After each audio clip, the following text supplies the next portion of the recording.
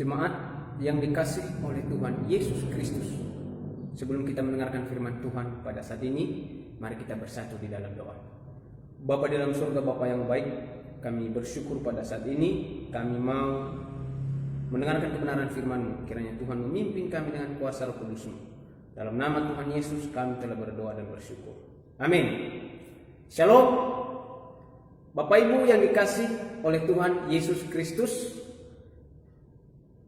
kita bersyukur pada pagi hari ini dalam ibadah kita tanggal 10 Mei 2020 kita tetap sehat walaupun masih kita ibadah di rumah masing-masing. Tetapi itu tidak menghalangi sukacita kita untuk boleh datang kepada Tuhan, memuji, memuliakan namanya. Bahkan saat ini kita akan sama-sama merenungkan kebenaran firman Tuhan. Mari jemaat Tuhan, kita akan membuka Alkitab kita dari Kisah Para Rasul pasal yang ke-7 ayat 54 sampai 60. Saya akan membaca kepada kita semua. Stefanus dibunuh, Saulus hadir. Ketika anggota-anggota mahkamah agama itu mendengar semuanya itu, sangat tertusuk hati mereka. Maka mereka menyambutnya dengan gertakan gigi. Tetapi Stefanus yang penuh dengan Roh Kudus menata ke langit, lalu melihat kemuliaan Allah dan Yesus berdiri di sebelah kanan Allah. Lalu katanya, sungguh aku melihat langit terbuka dan anak manusia berdiri di sebelah kanan Allah. Maka berteriak-teriaklah mereka dan sambil menutup telinga mereka serentak menyerbu dia. Mereka menyeret dia keluar kota, lalu melemparinya, dan saksi-saksi meletakkan jubah mereka di depan kaki seorang muda yang bernama Saulus. Sedang mereka melemparinya, Stefanus berdoa katanya, ya Tuhan Yesus, terimalah rohku. Sambil berlutut, ia berseru dengan suara nyaring, Tuhan, janganlah tanggungkan dosa ini kepada mereka. Dan dengan perkataan itu meninggallah ia. Bapak Ibu yang dikasih oleh Tuhan Yesus Kristus, pada saat ini kita akan sama-sama merenungkan kebenaran firman Tuhan yang barusan saya baca dengan tema yang sudah ditetapkan kepada kita hari ini. Tetap teguh mewartakan Kristus. Tentu Bapak Ibu Saudara dikasih oleh Tuhan, sebagaimana orang Kristen harus memiliki ciri khas, yaitu memberitakan Kristus, menjadi teladan, menjadi contoh bagi mereka yang belum percaya, bahkan yang belum mengenal Kristus.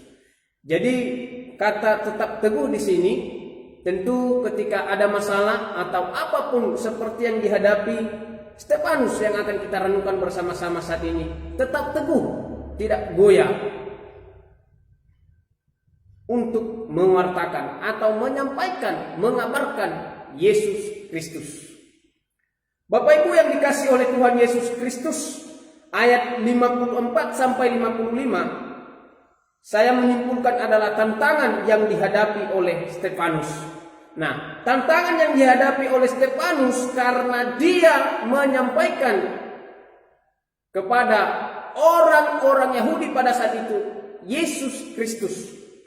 Sebagaimana Bapak Ibu Saudara dikasih oleh Tuhan, Stefanus sangat jelas di sini bukan hanya menyampaikan apa yang sudah Tuhan kerjakan dalam hidupnya, apa yang sudah Tuhan berikan di dalam dirinya, tetapi Stefanus justru menyampaikan kepada mereka pada saat itu, semua mahkamah agama yang ada pada saat itu, bahwa dari ayat yang pertama sampai 53 Bapak Ibu Saudara dikasih Tuhan, Stefanus menjelaskan bahwa mereka telah membunuh para nabi. Ya, kalau di ayat pertama pasal 7 ini kita membaca Bapak Ibu, bagaimana kita melihat kata imam besar, benarkah demikian? Maka jawab Stefanus, sampai nanti di ayat 53 dia menjelaskan bagaimana orang Israel memberontak kepada Musa. Bahkan juga bagaimana orang-orang Israel pada saat itu membunuh para nabi, bahkan menolak setiap ajaran-ajaran mereka, bahwa mereka tidak tahu bahwa apa yang disampaikan para nabi pada saat itu Bapak Ibu benar dan akan terjadi. Tetapi mereka tidak percaya Bapak Ibu. Maka Stefanus di sini jelas dia sangat semangat dan tegas, ya, menyampaikan bagaimana mereka telah melakukan kesalahan. 53 ayat terakhir, kamu telah menerima hukum Taurat yang disampaikan oleh malaikat-malaikat, akan tetapi kamu tidak menurutinya. Jadi Bapak Ibu Saudara yang dikasih oleh Tuhan, tantangan yang dihadapi oleh Stefanus di sini kita melihat ayat berikutnya. Di sini kita melihat ayat 54 dikatakan, ya, 54, ketika anggota-anggota mahkamah agama itu mendengar semuanya itu, sangat tertusuk hati mereka, maka mereka menyambutnya dengan gertakan gigi. Tertusuk artinya Bapak Ibu Saudara dikasih oleh Tuhan, sangat menegur mereka, ya. Sangat terkena teguran itu yang disampaikan oleh Stefanus kepada mereka. Tetapi Bapak Ibu, bukan mereka bertobat, bukan mereka menyatakan kepada Stefanus bahwa mereka telah bersalah, malah mereka semakin, ya, marah kepada Stefanus. Kita melihat apa dikatakan, maka mereka menyambutnya dengan gertakan gigi, ya, gertakan gigi. Ini gertakan gigi bisa kita katakan muka mereka bagaimana Bapak Ibu? Habis kau kami buat, nah, seperti itu Bapak Ibu. Nah, kemudian Bapak Ibu Saudara yang dikasih oleh Tuhan, di sini kita melihat bahwa Stefanus bukan berhenti di situ saja. Walaupun mereka sangat marah sama dia, mereka sangat emosional sama dia, tetapi Stefanus tetap, ya, menyampaikan Yesus Kristus. Stefanus tidak bisa memiliki, ya, Stefanus tidak memiliki ketakutan Bapak Ibu. Kita melihat di sini, malahan semakin dia semangat, semakin dia memberitakan Yesus Kristus. Di ayat 56 dikatakan, perhatikan Bapak Ibu. Ayat 56 saya akan membaca. Tetapi Stefanus yang penuh dengan Roh Kudus menatap ke langit, lalu melihat kemuliaan Allah dan Yesus berdiri di sebelah kanan Allah. Lalu katanya, sungguh aku melihat langit terbuka dan Anak Manusia berdiri di sebelah kanan Allah. Bapak Ibu dan dikasih oleh Tuhan Yesus Kristus, di sini kita melihat bahwa hanya Stefanus yang bisa melihat karena dia penuh dengan Roh Allah. Mengapa Bapak Ibu Saudara dikasih oleh Tuhan? Karena orang-orang yang jahat pada saat itu, mahkamah agama, ya, orang-orang Yahudi pada saat itu Bapak Ibu, iblis menutup mata dan telinga mereka supaya mereka tetap dalam kejahatan mereka. Jadi Bapak Ibu, jelas bahwa iblis tidak senang, ya, kalau setiap orang-orang, apalagi orang percaya, kalau semakin dekat kepada Tuhan, apalagi belum percaya, dia tidak senang kalau orang belum percaya mau percaya. Ini si iblis. Jadi perlu kita perhatikan Bapak Ibu dan Saudara yang dikasih oleh Tuhan. Ini dikatakan bahwa, ya, supaya mereka tetap dalam kejahatan mereka. Kata tetap di sini Bapak Ibu Saudara yang dikasih oleh Tuhan. Kita melihat nanti bagaimana mereka sampai membunuh Stefanus. Berarti mereka tidak bertobat. Nah, Bapak Ibu, kita melihat Stefanus terus menerus menyampaikan, dia telah melihat Anak Allah duduk di sebelah kanan. Dikatakan di sini Bapak Ibu, ya, Anak Manusia telah duduk berdiri di sebelah kanan Allah. Ini artinya bahwa Yesus yang telah kalian salibkan, Yesus yang telah kalian bunuh, ya. Kalau orang Yahudi Bapak Ibu, mereka mengenal bukan Yesus tetapi Anak Manusia, Bapa, ya. Maka kalau Yesus berkata, menyamakan bagaimana firman Tuhan 2 minggu yang lalu kita telah melihat bahwa ketika Yesus menyatakan kepada mereka bahwa saya sama seperti Bapa, ya. Di Yohanes pasal 10 ayat 30 minggu lalu dikatakan, ya, bahwa Anak dan Bapa adalah satu. Jadi semakin marah orang Yahudi karena dia menyamakan dirinya Allah. Nah, Bapak Ibu dan Saudara yang dikasih oleh Tuhan Yesus, tetapi Stefanus tetap teguh memberitakan Yesus Kristus. Walaupun dia semakin disakiti, walaupun dia semakin diseret ke luar kota, Ini kata diseret di sini Bapak Ibu, kita melihat bahwa berarti kekerasan yang dilakukan mahkamah agama pada saat itu kepada Stefanus. Ya. Sebagaimana juga kita melihat sama seperti Tuhan Yesus sebelum dia disalibkan, dipukuli, dicambuk, tetapi Stefanus di sini dikatakan diseret keluar kota. Ini yang dihadapi Stefanus Bapak Ibu. Ya, tetapi dia tetap teguh menyampaikan Yesus Kristus. Nah, di sini kita melihat bahwa Bapak Ibu Saudara dikasih oleh Tuhan yang bisa dilakukan Stefanus. Dia tidak melawan dan dia tidak memberontak, tetapi yang dia mau lakukan yang pertama tadi kita melihat, dia tetap teguh menyampaikan Yesus Kristus, bahwa dia juru selamat, ya, bahwa dia telah bangkit dan naik ke surga. Nanti 2 minggu ke depan Bapak Ibu kita akan merayakan kenaikan Tuhan Yesus ke surga. Ayat 59 sampai 60 Bapak Ibu, hanya berdoa kepada Tuhan karena hidup ya bersumber dari Kristus, maka mati harus di dalam Kristus. Itulah yang dilakukan Stefanus Bapak Ibu. Dia tidak melawan, dia tidak memberontak, tetapi dia mau berdoa. Dikatakan di sini, ya Tuhan, terimalah rohku.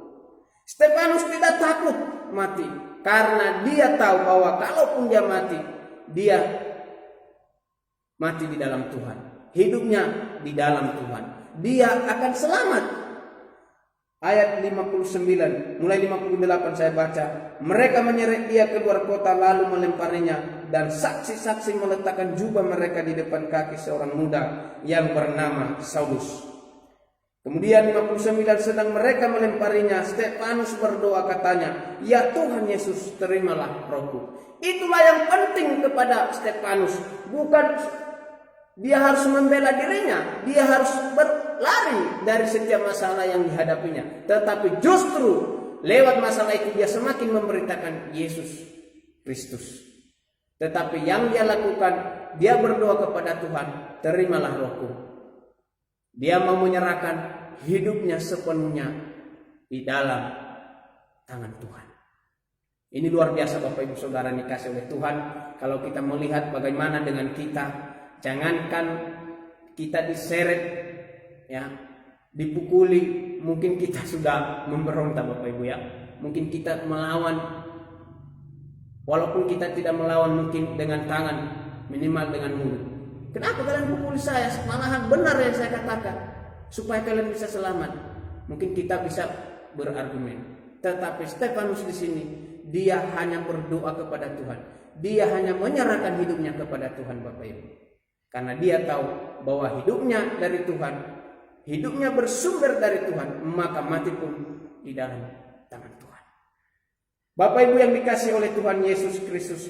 Kemudian yang dilakukan lagi, kita melihat di sini yang dilakukan Stefanus, sambil berlutut ia berseru dengan suara nyaring, Tuhan, janganlah tanggungkan dosa ini kepada mereka. Dan dengan perkataan itu meninggallah dia. Jangan tangguhkan. Jadi sebelum dia mati Bapak Ibu, bahkan dalam kesakitan yang dia hadapi, mampu dia berdoa bagi mereka supaya dosa itu tidak ditangguhkan kepada mereka Bapak Ibu Saudara dikasih oleh Tuhan. Jadi Stefanus ini memiliki hati yang sangat luar biasa supaya mahkamah agama pada saat itu mereka bertobat. Minimal satu orang bisa bertobat. Tetapi Bapak Ibu kita melihat, kalau mungkin terjadi dalam diri kita masing-masing Bapak Ibu, ya, kita tidak tahu apakah kita bisa mengampuni mereka. Bisakah kita berdoa bagi musuh kita? Bagaimana Bapak Ibu? Bisa kita menjawab, ya, melihat dan memahami pribadi kita masing-masing. Kalau kita mengambil, bayangkan saja kalau dalam diri kita terjadi seperti yang dihadapi oleh Stefanus ini, mampu nggak kita Bapak Ibu? Kalaupun kita mampu Bapak Ibu, pujilah Tuhan. Kalau belum kita mampu, mari kita belajar dari Stefanus. Mari kita minta pertolongan daripada Tuhan. Dalam juga saat ini Bapak Ibu jemaat yang dikasih oleh Tuhan, masalah-masalah yang kita hadapi, terpujilah Tuhan kalau kita masih bisa berkata, terima kasih Tuhan, kami masih memiliki nafas kehidupan sampai saat ini. Kami masih bisa menikmati berkat jasmani dan rohani daripada Tuhan sampai saat ini. Terpujilah Tuhan. Bapak Ibu Saudara yang dikasih oleh Tuhan Yesus Kristus, Stefanus berharap pertobatan kepada mereka. Maka kalau kita melihat memang pada pasal selanjutnya nanti Bapak Ibu di pasal 9, di sini ada pribadi yang dikatakan Saulus. Nah, kita mendengarkan berita-berita tentang Saulus. Bagaimana sebelum dia bertobat Bapak Ibu, nanti di pasal 8 dia membunuh murid-murid Tuhan Yesus. Dia semakin ganas. Dia semakin mengejar orang-orang yang sudah percaya kepada Yesus. Maka kalau kita melihat nanti di pasal yang kedua, orang-orang saleh menguburkan mayat Stefanus serta meratapinya dengan sangat. Tetapi Saulus berusaha membinasakan jemaat itu, dan ia memasuki rumah-rumah demi rumah dan menyeret laki-laki dan perempuan keluar dan menyerahkan mereka untuk dimasukkan ke dalam penjara. Tetapi di pasal 9 Bapak Ibu, kita perhatikan Alkitabnya ke depan. Pasal 9 itu dikatakan Saulus bertobat. Jadi ada pertobatan Bapak Ibu yang akan diterima oleh Saulus, maka nanti diganti namanya menjadi Paulus. Kemudian kita melihat begitu banyak surat-surat yang sudah dituliskan oleh Saulus, karena namanya telah menjadi Paulus, baik itu kepada Roma, Galatia, Efesus, Filipi, Kolose, Tesalonika, kepada Timotius, Filemon. Dia menuliskan surat. Jadi Tuhan memakai dia secara luar biasa Bapak Ibu ketika dia menyerahkan hidupnya sepenuhnya kepada Tuhan. Jadi Bapak Ibu Saudara yang dikasih oleh Tuhan, makam agama yang belum bertobat, saya percaya dengan kedaulatan Tuhan mengadili mereka akan masuk neraka. Tetapi kita orang yang percaya dengan kasihnya Tuhan, karena kita tetap setia kepadanya, kita akan masuk ke dalam kerajaan surga. Bapak Ibu Saudara yang dikasih oleh Tuhan, firman Tuhan pada hari ini aplikasi yang menjadi perenungan bersama kepada kita. Yang pertama, menjadi seorang pengikut Kristus. Saya percaya kita mengaku bahwa kita adalah pengikut Kristus Bapak Ibu. Jadi menjadi seorang pengikut Kristus bukan hanya sebatas mengikut Yesus sebagai Tuhan dan Juru Selamat. Atau bukan hanya mengakui bahwa Tuhan Yesus sebagai Tuhan dan Juru Selamat. Tetapi seorang Kristen harus mampu mengambil komitmen. Sebagaimana Stefanus. Apapun yang terjadi, Kristus tetap diberitakan dan menegur kesalahan dan dosa. Memang berat Bapak Ibu. Sebagaimana yang disampaikan Stefanus mulai dari pasal 7 ini ayat pertama sampai 53. Bagaimana dia menegur mahkamah agama pada saat itu ketika dalam sidang. Tetapi walaupun mereka tidak bertobat semua, tetapi Bapak Ibu, Saulus kita melihat di sini ada perubahan dan bertobat, maka Tuhan akan memakai dia secara luar biasa. Jadi kita percaya juga lewat ketekunan kita, komitmen yang kita ambil dalam mengikuti Yesus, kita tetap memberitakan Kristus dan menegur yang salah, dan dosa. Kemudian yang kedua, menjadi pengikut Kristus harus punya identitas. Identitas Bapak Ibu identik dengan keberadaan kita atau identitas seperti nama. Nama kita tetap selama-lamanya. Di sini dikatakan identitas, yaitu ciri khas kesetiaan. Nah, ini ciri khas orang yang mengikut Kristus, punya kesetiaan. Dan taat kepada Tuhan dan mengutamakan Tuhan dalam hidupnya dan tetap meminta dan menyerahkan sepenuhnya hidupnya hanya kepada Tuhan sebagaimana yang sudah dilakukan Stefanus. Tetap dia setia walaupun dari awal sudah mahkamah agama mendengarkan apa yang disampaikan Stefanus, mereka menyambutnya dengan gertakan gigi. Sudah Stefanus tahu, namun dia terus setia, terus dia taat, harus menyampaikannya. Dan dia semakin bukan lari, tetapi bukan juga menghakimi mereka, tetapi dia menyerahkan hidupnya kepada Tuhan. Dia mau berdoa mengampuni mereka. Berarti yang terpenting Bapak Ibu Saudara dalam pemberitaan, kita menyerahkan hidup kita kepada Tuhan sepenuhnya. Kalaupun kita harus mengalami apa yang dialami sebagaimana Stefanus sampai dia dibunuh, tetapi saya percaya kalau kita meninggal karena pemberitaan Injil, kita pasti memperoleh keselamatan yang daripada Tuhan. Tetapi Bapak Ibu, jangan juga kita arogan-arogan atau tidak berhikmat. Kita dibunuh dengan kejahatan kita, itu sudah pasti dari Tuhan. Kita tidak tahu apakah kita masuk neraka atau masuk surga. Tetapi kalau kita mati dalam pemberitaan Injil, kita mati atau kita mengalami apa yang dialami Stefanus karena pemberitaan Injil, karena kita mengikut Kristus, saya percaya kita akan memperoleh kehidupan yang kekal. Kiranya Bapak Ibu yang saudara yang dikasih oleh Tuhan, firman Tuhan pada hari ini memberkati kita semua. Saya akan membaca kepada kita ayat penutup dari Yohanes pasal 15. Yohanes pasal 15 ayat yang ke-7. Yohanes 15 ayat ke-7, demikian firman Tuhan. Jikalau kamu tinggal di dalam aku dan firmanku tinggal di dalam kamu, mintalah apa saja yang kamu kehendaki dan kamu akan menerimanya. Amin. Mari kita berdoa. Bapa di surga, terima kasih untuk kebenaran firman-Mu pada pagi hari ini dalam ibadah kami. Kiranya memberkati kami semuanya Tuhan. Sebagaimana kami belajar dari Stefanus, apapun dia alami tetap dia memberitakan Engkau ya Tuhan dalam setiap kehidupannya. Biarlah kami juga sebagaimana orang mengikut Kristus sebagai Tuhan dan Juru Selamat kami. Kami boleh tetap setia ya Tuhan dan taat dan menyerahkan sepenuhnya hidup kami hanya kepada-Mu Tuhan Yesus. Dalam nama Yesus kami telah berdoa dan bersyukur. Amin. Shalom. Tuhan Yesus memberkati.